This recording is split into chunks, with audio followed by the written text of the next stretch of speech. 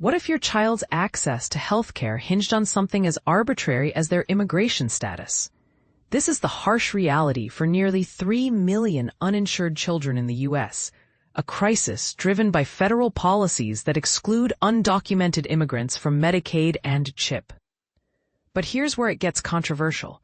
14 states and D.C. have defied federal limitations, using state funds to insure these kids.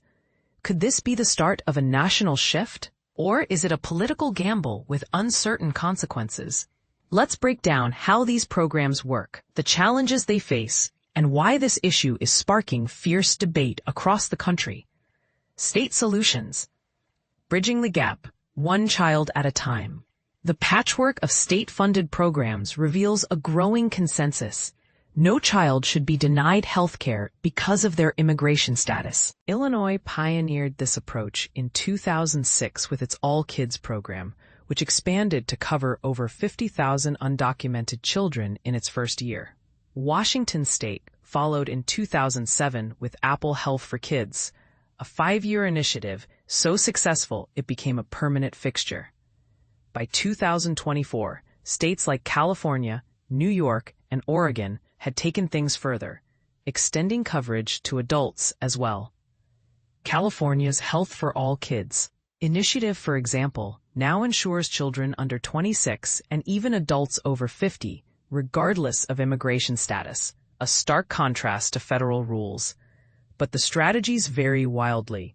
Some states, like Massachusetts, focus on basic health needs for kids, while others, like Utah, offer limited coverage through CHIP for working families. California and New Jersey have eliminated premiums for undocumented children, but Illinois once required a 1-year waiting period, a policy it later scrapped. Programs are also structured differently.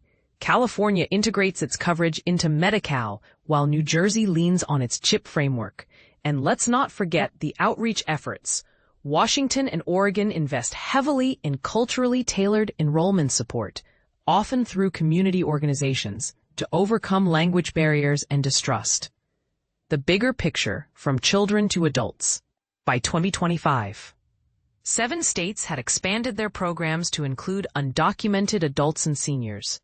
California's phased approach, from young adults in 2019 to all income-eligible adults by 2024, showed how incremental changes can build infrastructure and public trust.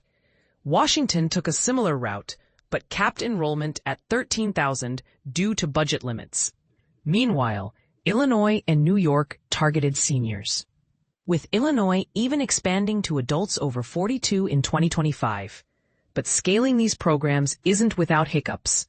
Minnesota, after a 2025 expansion, had to restrict coverage to those under 18 due to operational strain, a reminder that good intentions don't always translate to smooth execution.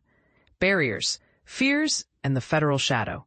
Despite progress, challenges loom large. States fear federal retaliation for using their own funds to bypass immigration restrictions, a tactic that could backfire politically.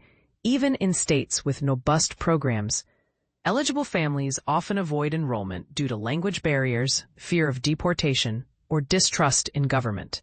The Medicaid unwinding post-COVID-19 added another layer of chaos as states resumed eligibility checks and risked disenrolling millions of children and adults. And let's not forget the parents. If undocumented parents can't access care, it often discourages entire families from enrolling. The controversy.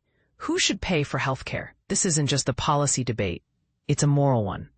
Critics argue that state-funded programs strain budgets and create a two-tiered system, while supporters highlight the long-term benefits: better preventive care, reduced emergency room costs, and healthier communities. And here's the kicker. Federal Medicaid still excludes undocumented immigrants in most cases, leaving states to fill the gap. Is this a sign that federal policies are outdated, or is it a local overreach into national issues? We'd love to hear your take. Do you think states should keep leading this charge, or is it time for Congress to step in and rewrite the rules?